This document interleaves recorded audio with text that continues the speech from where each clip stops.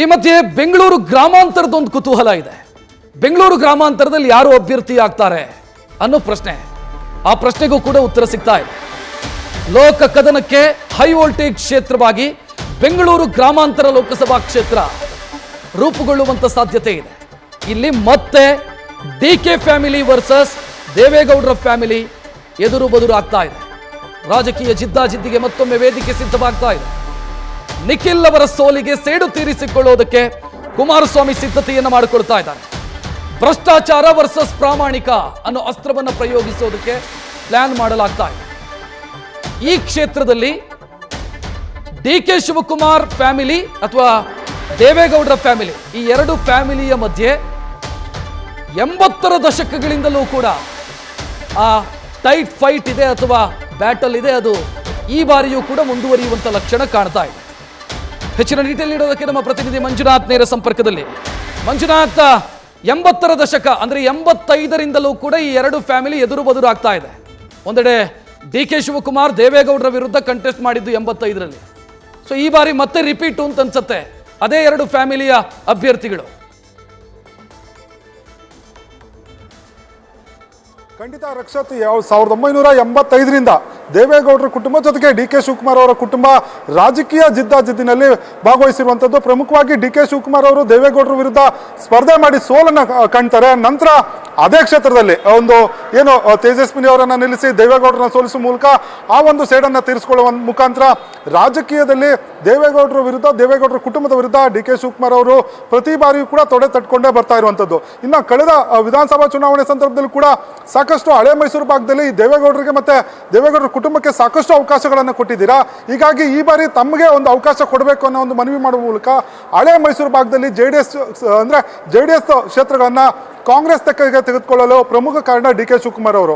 ಜೊತೆಗೆ D K Suresh ಅವರು ಕೂಡ ನಿಖಿಲ್ ಅವರ ಸೋಲಿಗೆ ಪ್ರಮುಖ ಕಾರಣ ಆಗಿರುವಂಥದ್ದು. ಯಾಕಂದ್ರೆ ಏನು ಇಕ್ಬಾಲ್ ಅನ್ಸಾರಿ ಅವರನ್ನ ತಮ್ಮ ಒಂದು ಏನು ರಾಮನಗರ ಕ್ಷೇತ್ರದಲ್ಲಿ ನಿಲ್ಲಿಸಿ ಗೆಲ್ಲಿಸ್ಕೊಂಡು ಬರುವಲ್ಲಿ ಪ್ರಮುಖ ಪಾತ್ರವನ್ನು ವಹಿಸಿರುವಂಥದ್ದು ಡಿ ಕೆ ಬ್ರದರ್ಸ್. ಹೀಗಾಗಿ ಇವರ ವಿರುದ್ಧ ಒಂದು ಸೇಡನ್ನು ತೀರಿಸ್ಕೊಳ್ಬೇಕು ಅನ್ನೋದು ಸಾಕಷ್ಟು ದಿನಗಳಿಂದ ಕುಮಾರಸ್ವಾಮಿ ಅವರು ಪ್ಲಾನ್ ಮಾಡ್ಕೊಂಡಿದ್ರು. ಜೊತೆಗೆ ಏನು ಮೈತ್ರಿಯನ್ನು ಕೂಡ ಮಾಡಿಕೊಂಡು ಆ ಒಂದು ಬೆಂಗಳೂರು ಗ್ರಾಮಾಂತರ ಕ್ಷೇತ್ರದಲ್ಲಿ ಡಿ ಕೆ ಬ್ರದರ್ಸ್ನ ಅಣಿಬೇಕು ಅನ್ನೋದು ಲೆಕ್ಕಾಚಾರದಲ್ಲಿ ಈಗಾಗಲೇ ಸಾಕಷ್ಟು ಪ್ಲಾನ್ಗಳನ್ನು ಮಾಡ್ಕೊಂಡಿರುವಂಥದ್ದು. ಜೊತೆಗೆ ಇಲ್ಲಿ ಪ್ರಮುಖ ಅಭ್ಯರ್ಥಿ ಅಂದ್ರೆ ಯಾರಾದ್ರೂ ಪ್ರಮುಖ ಒಂದು ಮುಖಂಡರನ್ನ ಅಥವಾ ಒಂದು ಲೀಡರ್ನ ನಿಲ್ಲಿಸಿ ಚುನಾವಣೆ ಗೆಲ್ಲಬೇಕು ಅನ್ನೋದು ಡಿ ಕೆ ಬ್ರದರ್ಸ್ನ ಸೋಲಿಸಬೇಕು ಅನ್ನೋದು HDK ಫ್ಯಾಮಿಲಿಯ ಒಂದು ಪ್ಲಾನ್ ಆಗಿತ್ತು.